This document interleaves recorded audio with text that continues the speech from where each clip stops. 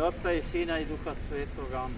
Oče naš koji jesi na nebesima, sveti se ime Tvoje, dođi kraljestvo Tvoje, budi volja Tvoja, kako na nebu, tako i na zemlji.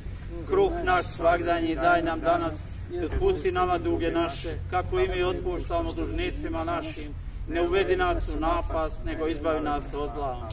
Zdravo Marijo, milosti puna, Gospodin s Tobom, blagoslovljena ti među ženama i blagoslovljen plod utrobe Tvoje, Isus. Sveta Marijo, Majko Božija, za nas griješnike, sada i na času smrti naše. Amen. Slava Otcu i Sinu i Duhu Svetom, kako bijaše na početku, tako i sada i vazda i u vijeke vjekova. Amen. Pokoj vječni daruj njemu, Gospodine, i svjetlost vječna, svjetla njemu, počiva u miru Božjem. Amen. Jure, s nama si. Ime Otca i Sina i Duha Svetog. Amen. Reći koji reći.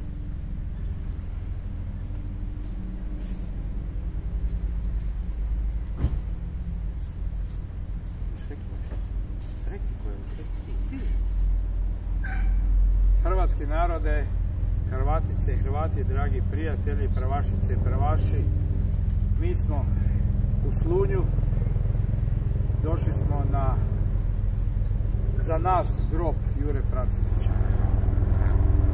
Jure Francetić je sanjao san o slobodnoj Hrvatskoj. Borio se kao život za Hrvatsku.